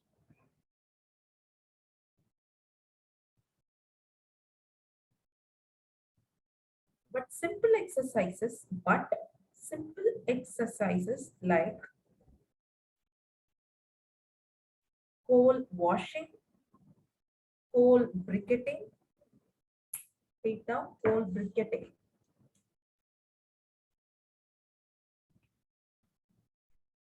coal briquetting,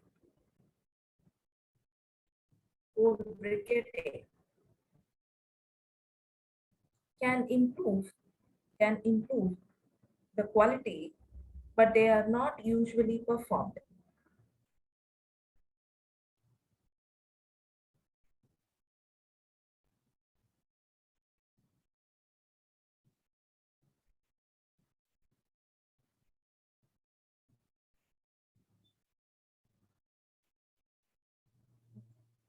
Uh, coal briquetting is not performed. The next point is productivity. Next heading is give it as productivity. The productivity of underground mining of coal is very low.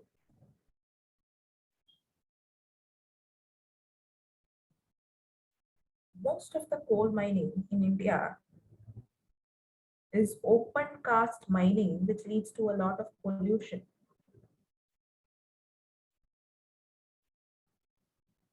In India, the productivity of underground mining is is 0.8 tons per man shift. I will explain to you. 0.8 tons per man shift, while the world average is around 8 tons per man shift. Okay, so what is this tons per man shift? Man shift in Parambo, like they undergo in shifts. The mining takes place like say let's say some 100 people enter into the mines. They take the mining. So what happens is this is what they call it as man shift. Now the amount of coal production with regard to one man shift in India. So this is tons per man shift as a universal quantity. So it's a universal quantity in terms of coal production. In India, only zero point 0.8 tons are produced, coal is produced per man shift. But when I'm talking about the world average, it is 8 tons per man shift, which means productivity in India in underground mining is very, very low. Okay?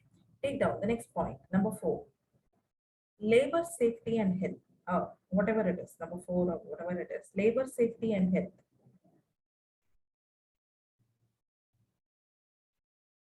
The recent incident of the recent incident of accident that happened in Lal Bhatia mines, Lal Bhatia mines in Rajmahal Hills. So this is in West Bengal. So the recent account of the recent incident of Lal Bhatia mines in Rajmahal Hills exposed the state of safety in Indian coal mines. Non-compliance of safety procedures and standard procedures, safety and standard procedures is a major concern. According to the Directorate General of Mine Safety, DGMS, Directorate General of Mine Safety.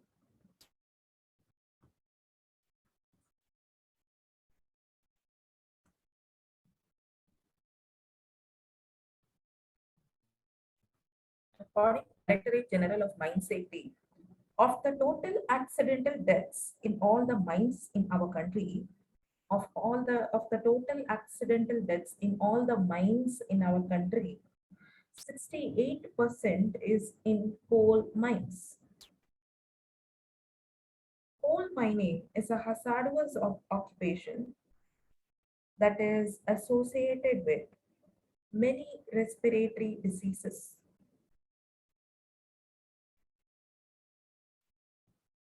CAG, Comptroller and Auditor General, CAG in 2010 reported that only 8% of the workers in the coal mines are given regular health checkups.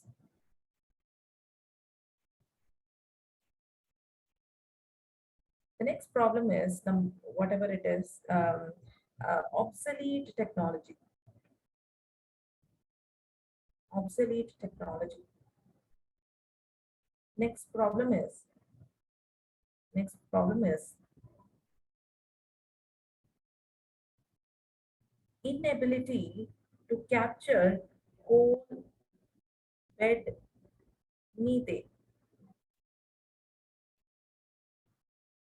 Coal bed methane. Now, methane emission is a problem with regard to coal mining.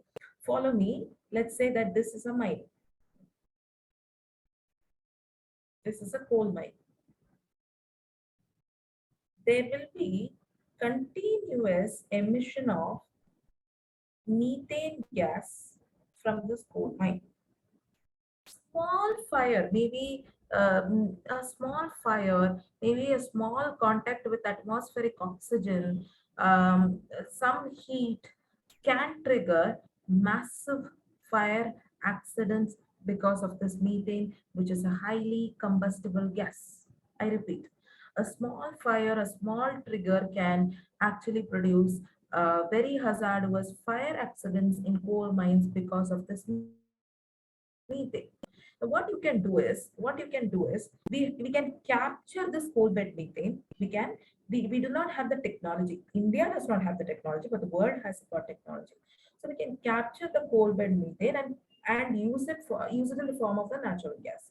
So that we are not engaging. So that is something we need to undertake. That is something we need to undertake. Right.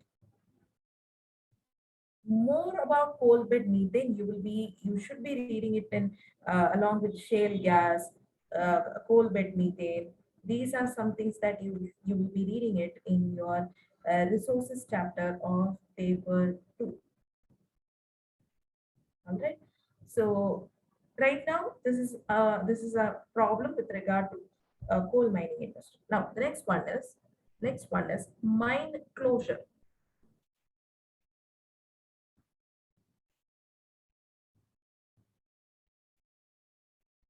Some standard procedures, take down some standard procedures like land filling. Land filling needs to be undertaken after a mine has filling needs to be undertaken after a mine has stopped functioning and before it is shut down. But this is not regularly followed and it leads to a lot of accidents. That is the problem behind coal industry. Okay. Now, the next important topic that we have is new share.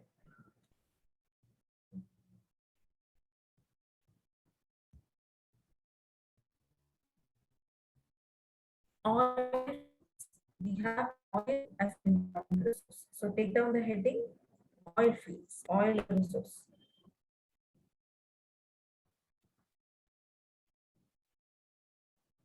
So when I'm talking about oil, what is the first thing that comes to your mind? West Asian countries, Gulf countries, my Gulf countries. Gulf countries account for over 50% of oil that is produced in the world. So like they do not produce all of this, but it is found there. So here it is given 12.3. Do not get scared. More than 50% of oil reserves is found in this portion of Gulf region alone. Okay, Gulf region alone. In that, what is the production ratio? Saudi Arabia constitutes the leader and they produce almost close to 12.3%, and then followed by Russia, US, Iran, and China. So most of this portion comes from the Gulf countries. So how does petroleum get formed? So remember, petroleum is a fossil fuel resource. It has organic origins, it has sedimentary origins to it. So when the aquatic and marine floral life forms get buried deep beneath for millions of years, we have the formation of oils, and mostly in the sedimentary deposits, that's where you have the presence of oil, and that's another reason why you have most of the oil in the Gulf regions, in the ocean Gulf regions. So one place is my West Asian nations. The second important place is I have the places of Sakhalin. Sakhalin is one important place. Now, Sakhalin is a disputed territory between my Japan and Russia. Another important place is Olga, Ural region. And then look at this Gulf region for USA. Look at this Gulf region of USA. I have it in the Gulf of Mexico, this portion, the Gulf of Mexico portion. I have it in Louisiana, Arkansas, Texas. This region, I have a lot of oil. I repeat, Louisiana, Arkansas, Texas. This region, I have a lot of oil reserve.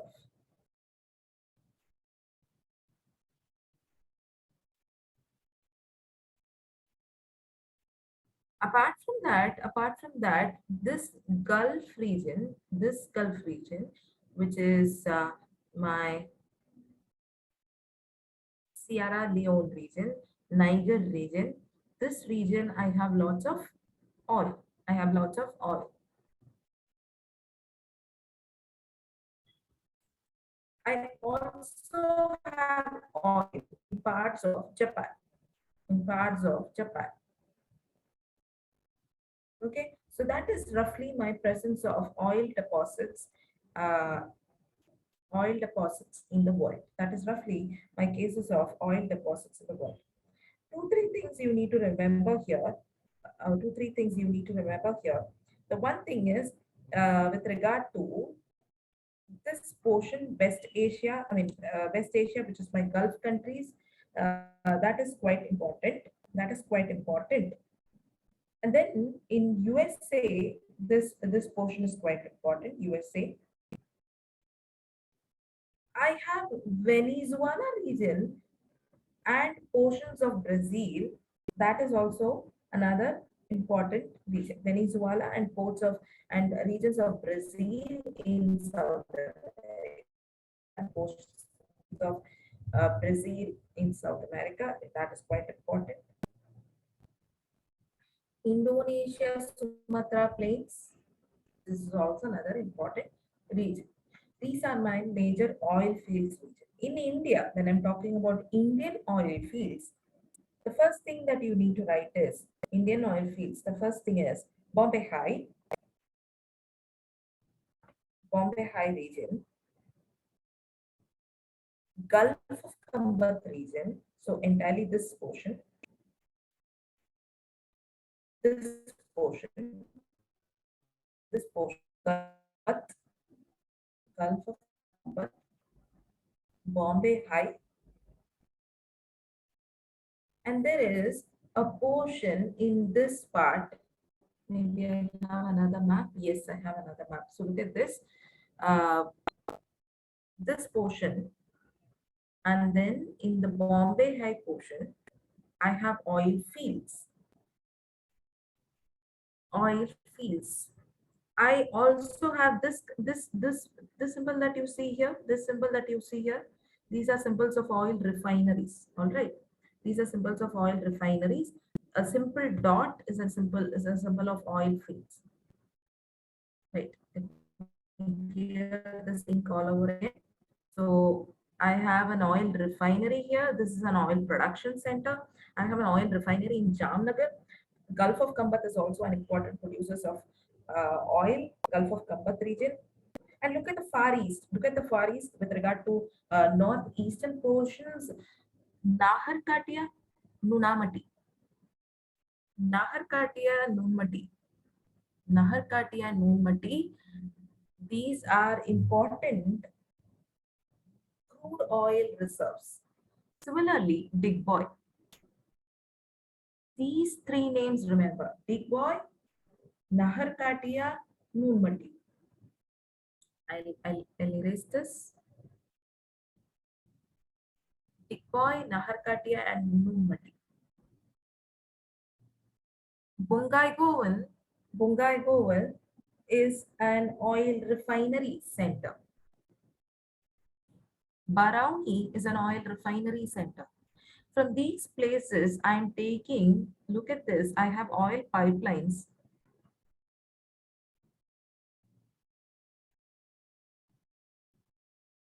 From these regions, I have these what do you call? Lines are called as oil pipelines. Watch out this region very, very carefully. If you want, we can maximize this also. Let me see if I can maximize this region. Yes, I think it's pretty clear now. So I have my Big Boy oil fields, Nahar Katia, Nunmati fields, and then I have my Bungai Govan, which is a refinery region, and there is a pipeline that takes the oil all the way up to Barauni, all the way up to Haldia to refine it. To refine it, basically. All right, all right. So that is it with regard to my northeastern side. Hatia and Kolkata also have an oil refinery. When we were discussing about Mathura, we discussed about petrochemical industry. There is an oil refinery here also. Similarly, Panipat also has an oil refinery. But major products, KG Basin is a producing center, Bombay is a producing center, the Gulf of Kambat is a producing center, and these portions of Northeast. All right. KG Delta, remember that?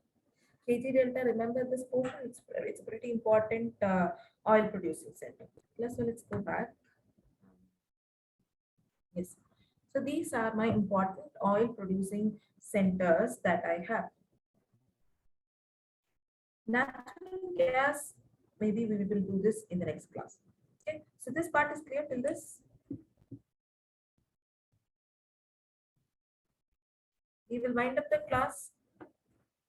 If there is any doubt, you can ask me. Otherwise, you can leave. Thank you so much. Thank you, ma'am.